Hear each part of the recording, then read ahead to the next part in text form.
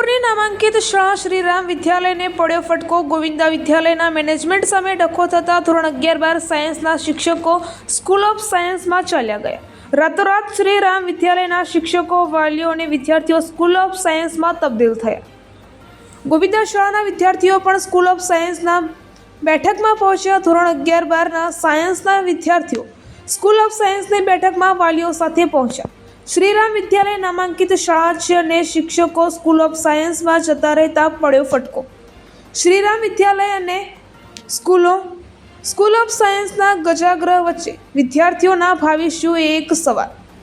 2014માં શ્રીરામ વિદ્યાલયના સંચાલકે પાલનપુરની નામાંકિત વિદ્યા મંદિરમાંથી શિક્ષકોનો સ્ટાફ ઉઠાવી લીધો હતો। 2020માં પાલનપુરની સિલ્વર બ્લેસ સ્કૂલનો પણ સ્ટાફ શ્રીરામ વિદ્યાલયના સંચાલકે ઉઠાવી લીધો હતો।